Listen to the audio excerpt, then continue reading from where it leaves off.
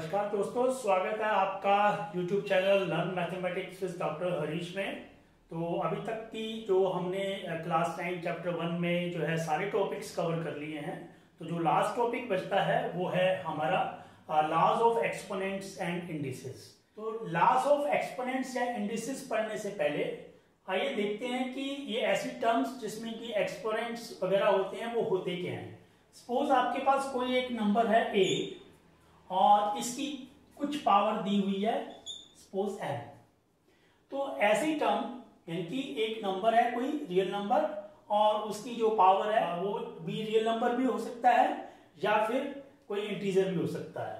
तो इस पर्टिकुलर में जो a है इसको बोलते हैं बेस और जो m है ये है इसका पावर यानी कि a raise to power m power या इसको हम एक्सपोनेंट भी बोलते हैं। ठीक है, एग्जांपल के तौर पे देखिए कि आपका मान लीजिए 2 रेज टू पावर 3 है। तो 2 रेज टू पावर 3 मींस 2 इसका बेस है, 2 इसका बेस है और 3 इसका एक्सपोनेंट है। अब इसके मीनिंग क्या है? इसके मीनिंग हमने पहले जो है प्रीवियस क्लास में देखा था। 2 रेज टू पावर 3 का मीनिंग होता है 2 मल्टीप्लाइड बाई 2 मल्टीप्लाइड बाई 2।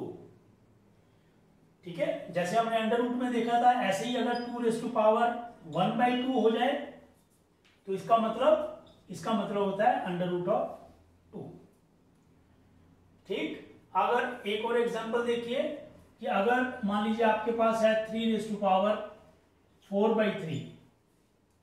तो इसको कैसे लिख सकते हैं? 3 रेज टू पावर 4 बाई 3 ये होगा आपका 3 raise to power 4 and raise to power 1 by 3 यानी कि पहले 3 रेज टू पावर 4 है फिर उसका क्यूब रूट है।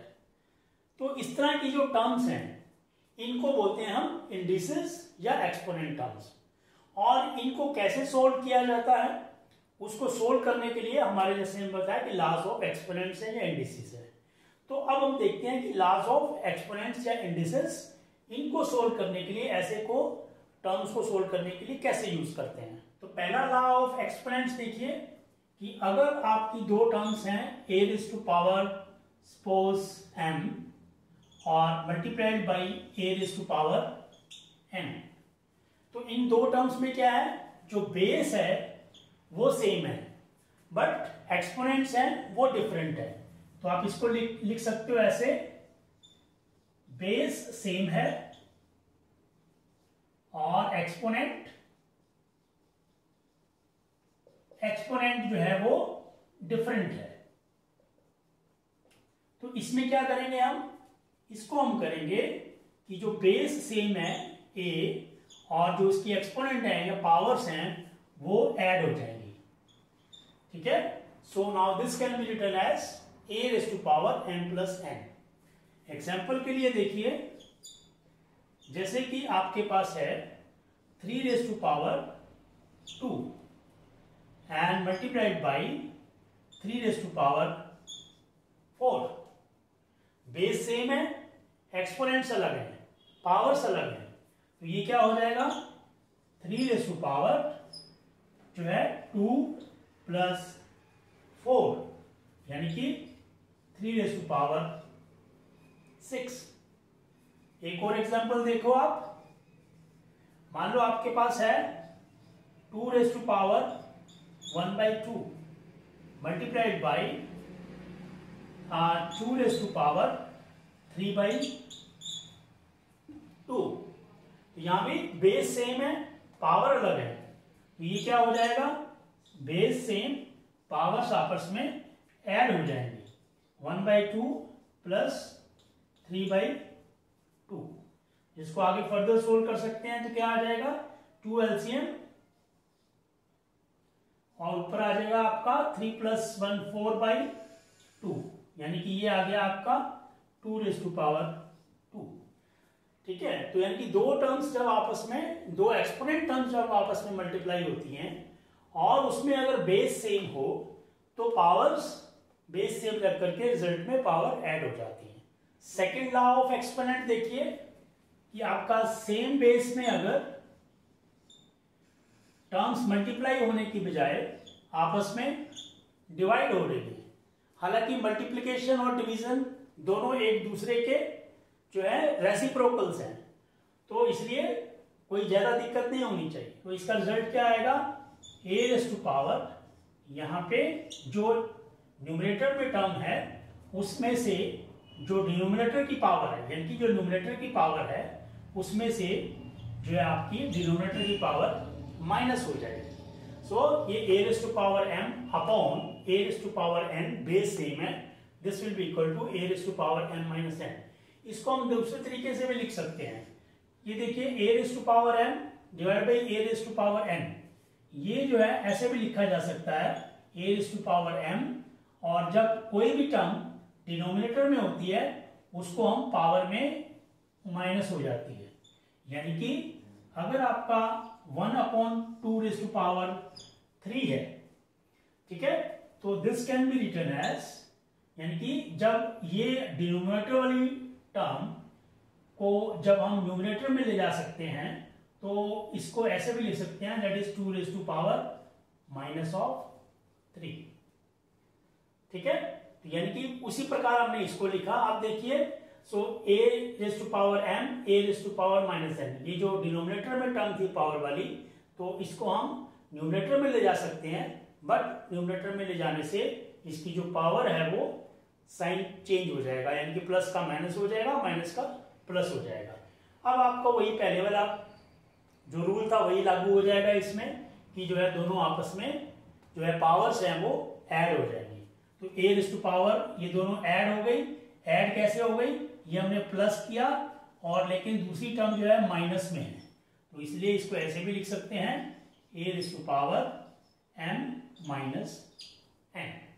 तो अल्टीमेटली यही आ जाएगा आपका, अगर आपके एक दो एक्सपोनेंट टर्म्स हैं आपस में डिवाइड हो रही हैं तो बेस सेम है, तो आ जाएगा ए रेज़ टू पावर जो है numerator power minus denominator power.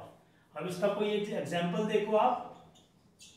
मान लो आपके पास है कि 3 raise to power 2 divided by 3 raise to power जो है 4, तो इसका क्या आएगा, बेस सेम है, ऊपर आ जाएगा 2 minus 4 which is equal to 3 raise to power -2। अब देखिए यहाँ पे 2 माइनस 4 है, तो 3 रेज़ टू पावर -2 आएगा। अच्छा, इसको हमने -2 है तो इसको हम जैसे यहाँ पे किया है, जब डिनोमिनेटर में कोई एक्सपोनेंट टर्म हो तो न्यूमरेटर में ले जाते हैं तो उसका साइन जो है पावर का चेंज हो जाता है। ऐसे रिवर्स प्रोसेस है, यानी कि अगर न्यूमरेटर में कोई टर्म हो तो डिनोमिनेटर में ले जाएंगे तो भी उसका साइन चेंज हो जाएगा। तो यहाँ पर ये न्यूमरेटर में टर्म है, तो इसको मैं साइन पावर का चेंज करने के लिए इसको नीचे ले जा सकता हूँ, तो ये 3 रेज़ टू पावर 2 हो जाएगा, जिसको हम लिख सकते हैं 1/9, ठीक है। तो ये हो गया second law of exponent. Third law of exponent देखिए, जिसमें कि आपकी पावर्स जो हैं वो सेम है बट बेस जो है वो आपका डिफरेंट है। सपोज आपका है a raise to power m multiplied by b raise to power m, यानी कि ये कौन सा केस हुआ कि आपका बेस जो है वो डिफरेंट है लेकिन जो एक्सपोनेंट यानी कि पावर है वो सेम है और टर्म्स आपस में मल्टीप्लाई हो रही हैं। तो इसको कैसे लिखेंगे, ये आ जाएगा आपका a multiplied b raise to power m, यानी कि बेस आपस में मल्टीप्लाई हो जाएंगे और पावर आपकी सेम आ जाएगी। तो a into b base multiply raise to power m। For example आपके पास सपोज एक केस है कि 3 raise to power 1/2 multiplied by 4 raise to power 1/2, तो बेस आपके डिफरेंट है बट पावर सेम है, तो इसका क्या आ जाएगा, this will be equal to, powers आपकी सेम रहेगी बट बेसिस आपस में मल्टीप्लाइड हो जाएंगे। 3 इंटू 4 रेज़ टू पावर 1/2। यानी कि ये आ जाएगा आपका 12⁻²। ठीक है। हालांकि इसको ऐसे भी सोल्व किया जा सकता था कि 3⁻², क्योंकि ये 4⁻² है, तो यानी कि 4 का स्क्वायर रूट है, तो 4⁻² इक्वल टू 2। ठीक है। तो 3⁻² मीन्स 3 का अंडर रूट, तो इसको ऐसे लिख सकते हैं 2√3। ऐसे ही नेक्स्ट आइडेंटिटी देखिए कि मान लो ये आपकी मल्टीप्लाई होती है टर्म्स, तो अब आपकी टर्म्स मान लीजिए डिवाइड हो रही है, यानी कि a⁻m divided by b⁻m। Then again base is different but the power is same, और दो टर्म्स जो है आपकी कोशेंट में है। तो मैंने बताया है कि जो आपकी मल्टीप्लिकेशन डिवीजन आपस में रेसिप्रोकल है, तो इसको ऐसे भी लिख सकते हैं a⁻m and multiplied b⁻−m, तो ये आ जाएगा आपका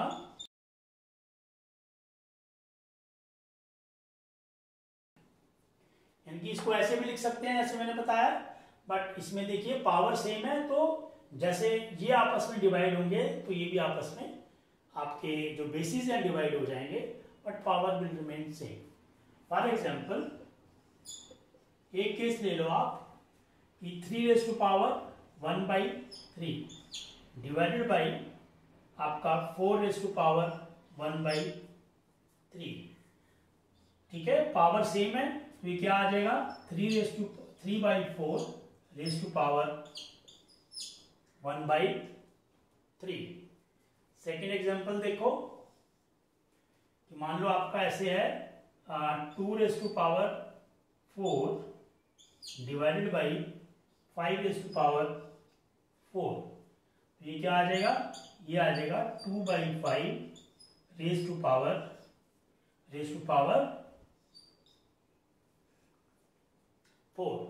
ठीक है, बेस आपके डिफरेंट, पावर सेम, तो जैसे बेस आपस में जो मल्टीप्लाई है तो मल्टीप्लाई हो जाएंगे, डिवाइड है तो डिवाइड हो जाएंगे, और पावर सेम रहेगी। Let us see the next law of exponents. Suppose कि आपका एक नंबर a है, इसकी पावर m है, और इसकी further it is having a power of n, यानी कि a⁻m and then होल⁻n।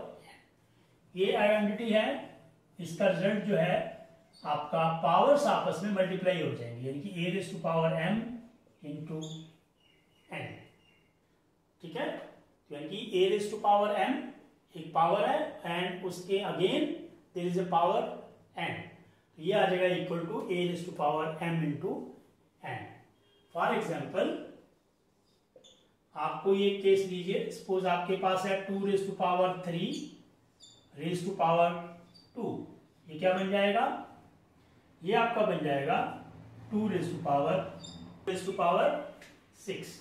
Second example लो आप, सपोज आपके पास है 4⁻⁻⁻³ एंड ⁻⁻⁻², ये क्या हो जाएगा, ये हो जाएगा 4⁻⁻⁻³ इंटू 1/2 इज इक्वल टू 4⁻⁻⁻6। एक और एग्जांपल लेते हैं, सपोज आपके पास है 5⁻² एंड ⁻⁻⁻², ये क्या हो जाएगा 5⁻² एंड मल्टीप्लाइड बाई 1/2। यहां से 2 से 2 कैंसिल हो जाएगा, common factors between numerator and denominator, तो आपका रिजल्ट आ जाएगा इज इक्वल टू 5। तो ये 5 डिफरेंट इंडिसेस हैं जो कि हमें ऐसी टर्म्स जो कि एक्सपोनेंट से रिलेटेड है वो सोल्व करने में हमारी यूज होती है। अब हम इससे रिलेटेड कुछ एग्जांपल्स देखते हैं जो सारी इस इंडिसेस को यूज करके आप कर सकते हैं। तो इंडिसेस से रिलेटेड एक एग्जांपल देखते हैं, 7⁻1/5 डिवाइडेड बाई 7⁻⁻⁴। तो एज पर इंडिसेस लॉ हमारे पास क्या है, दो टर्म्स हैं जो कि आपस में क्वोशंट में है या डिवीजन में है, इनके बेसिस सेम है, पावर डिफरेंट है। तो ये क्या आ जाएगा, 7⁻, जो पावर्स हैं वो आपस में न्यूमरेटर में से माइनस हो जाएगी डिनोमिनेटर की, यानी कि 1/5 - 1/3, और ये आ जाएगा इज इक्वल टू 7⁻5 3 इसमें 15 एलसीएम आ जाएगा, और यहां पर आ जाएगा 3 - 5, जो कि हम लिख सकते हैं 7⁻2/15। ठीक है। और जैसे मैंने बताया कि ये अभी न्यूमरेटर में है, इसको हम डिनोमिनेटर में ले जाएं तो इसको ऐसे भी लिख सकते हैं 1/7, तो इसका साइन चेंज हो जाएगा पावर का, तो ये बन जाएगा 2/15। तो सेकंड एग्जांपल देखिए, इसमें क्या है कि 125⁻²/3 इसको सोल्व करना है। तो हम कैसे कर सकते हैं, तो ये 125 है, तो अगर कोई टर्म्स आपकी इसमें उसको आप फैक्टराइज करके इन टर्म्स ऑफ पावर लिख सकते हैं तो इसका सॉल्यूशन आसान हो जाता है। जैसे कि आपका जो 125 है, अगर मैं इसको फैक्टराइज करूं तो ये कुछ इस तरीके से आएगा, 5 25 एंड 5 5 यानी कि ये आ जाएगा 5 × 5 तो and which will be equal to 5⁻3, यानी कि 125 can be written as 5⁻3। so यहाँ पे हम लिख सकते हैं 5⁻3⁻2/3 which is equal to, अब हमारे पास यहाँ पे इंडिसेस लॉ लगा देंगे, तो क्या आ जाएगा, दो टर्म्स हैं आपस में, पावर रेज टू पावर, तो 5⁻3 मल्टीप्लाइड बाई 2/3 है ना। तो ये दोनों आपस में मल्टीप्लाई होना है, तो यहाँ पे कॉमन फैक्टर है 3, ये कैंसिल आउट हो रहा है, तो ये आ जाएगा 5⁻2। तो आंसर इज, फाइनल आंसर 25। एक और एग्जांपल देते हैं, इसमें है 8⁻1/2। अगेन द बेस जो आपका है इसको हम फैक्टराइज कर सकते हैं, और इसको हम लिख सकते हैं 8 can be written as 2⁻3 raised to power 1/2, or it can be written as 2⁻3/2। एक और एग्जांपल देखिए, 4⁻3/2। इसमें भी हम क्या करेंगे, जो बेस को हम फैक्टराइज करेंगे, तो बेस 4 मीन्स 2⁻2, 2 का square is 4 and raise to power 3/2। अब हम क्या करेंगे, 2⁻2 multiplied by 3/2 is equal to, ये कॉमन फैक्टर्स हैं, numerator and denominator common factors केवल मल्टीप्लिकेशन टर्म्स में, डिवीजन टर्म्स में आपस में कैंसिल आउट हो सकते हैं। तो 2⁻2/1 इंटू 3/2 ये बन जाएगा 2⁻3 विच इज इक्वल टू 8। तो अब कंप्लीट आपका चैप्टर जो 1 है, that is number systems of class 9 CBSE NCERT book, वो कंप्लीट हो गया है। तो जिन्होंने अभी तक पिछली वीडियोस नहीं देखे हैं, वो ऊपर दी हुई प्लेलिस्ट को पूरी की पूरी देख लें, वो आपको जो है पूरा का पूरा समझ में आ जाएगा। और इसकी एक्सरसाइज अभी हमने नहीं की है, तो एक्सरसाइज जैसा मैंने पहले बताया था वो आप 1 by 1 कर लें, और उसमें जो है जो आपको क्वेश्चंस नहीं आ रहे हैं वो फिर आप कमेंट में लिख सकते हैं, और फिर मैं डिटेल में करवा दूंगा, और अदरवाइज जो है कंप्लीट एक्सरसाइज का सॉल्यूशन आपको एक सेपरेट वीडियोस में मिल जाएगा। Thank you, keep watching my channel and subscribe my channel. Thank you.